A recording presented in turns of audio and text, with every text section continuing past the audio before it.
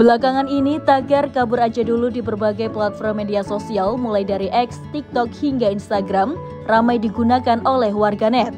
Tren ini dengan cepat menarik perhatian banyak orang dan memancing berbagai diskusi di dunia maya. Seperti yang diketahui, tagar kabur aja dulu berisi konten-konten yang memperlihatkan warga Indonesia yang hidup di luar negeri, sehingga mereka menggunakan istilah kabur dari Indonesia menyusul dengan hiruk-pikuk berita kebijakan pemerintahan di Indonesia yang terjadi saat ini.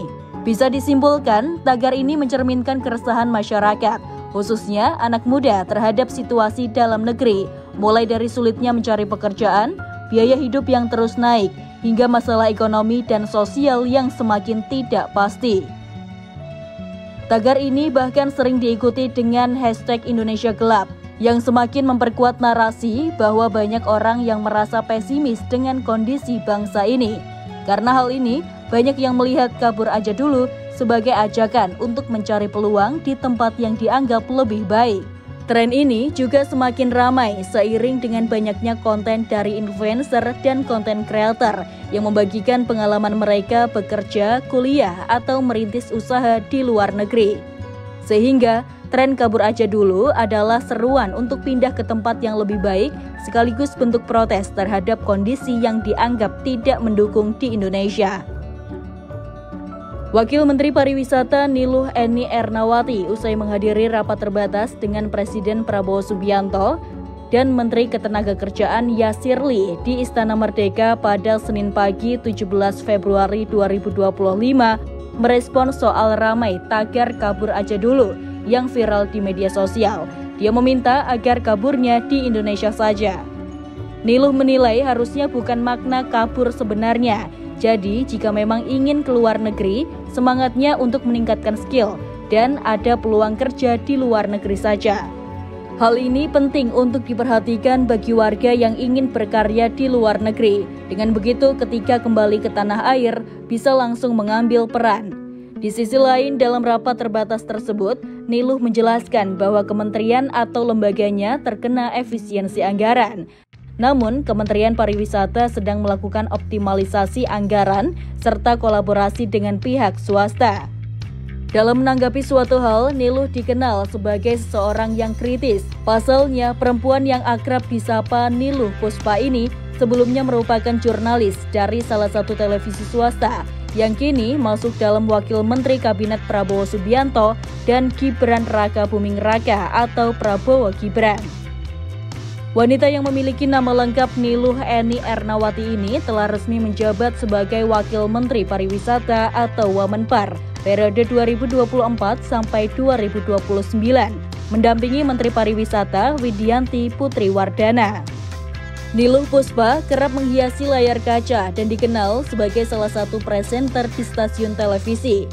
Jurnalis televisi kelahiran Singaraja, Bali pada 1986 ini rupanya sempat tinggal di Sulawesi Barat, tepatnya di Mamuju saat berusia 3 bulan. Serikandi baru di sektor pariwisata ini lantas kembali ke Pulau Dewata saat berusia 7 tahun. Masa kecil Niluh sungguh keras. Ia tumbuh besar dalam asuhan kakek dan neneknya.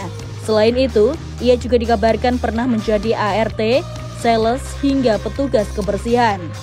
Adapun dalam pendidikannya, Niluh Puspa menyelesaikan studi di STIE Nobel Indonesia Makassar pada 2016 dan melanjutkan perjalanan karir sebagai penyiar radio karena kepiawaiannya dalam public speaking yang baik, yakni pada 2010 ia pernah menjajal peruntungan sebagai penyiar radio lokal di Makassar. Pada 2012, ia pun berkecimpung dalam dunia pertelevisian dan bergabung dengan stasiun televisi lokal Makassar. Dengan berbekal kemampuan dan pengalaman yang ia miliki, langkah tegas itu pun membawanya menjadi jurnalis Kompas TV. Presenter Kompas TV yang menggawangi acara Niluh ini sebelumnya konsen di liputan khusus bertema politik, ekonomi, dan sosial. Putri pertama dari 3 bersaudara ini pun kini mantap melangkahkan kaki sebagai Wamenpar dan menghadapi berbagai tantangan dalam memajukan sektor pariwisata Indonesia. Misalnya, soal capaian kunjungan wisatawan mancanegara dan wisatawan Nusantara, infrastruktur pariwisata, konektivitas menuju destinasi wisata hingga pengembangan SDM sektor pariwisata. Kehadirannya dalam kabinet Prabowo Gibran sempat mengejutkan dan sepak terjangnya tengah ditunggu para pelaku wisata. Dikutip dari sejumlah media, pada wawancara singkat oleh wartawan, Niluh Puspa mengungkapkan ia dihubungi secara mendadak oleh ajudan Prabowo, Mayor Teddy, sehari sebelum acara pembekalan. Niluh dinilai memiliki pengalaman sebagai jurnalis dengan latar belakang pendidikan dan keterlibatan di berbagai isu, membuatnya dipercaya menjadi figur yang berpengaruh.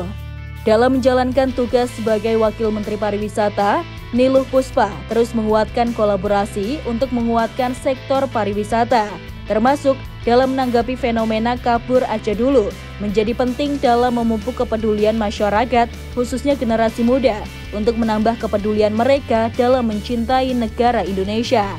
Tidak hanya Wamenpar, Menteri Ketenagakerjaan Yasir Lee juga menanggapi fenomena tagar kabur aja dulu. Ia menilai memang ada kesempatan bekerja di luar negeri, tapi tidak semuanya semata untuk mendapatkan pekerjaan, bisa saja untuk meningkatkan skill.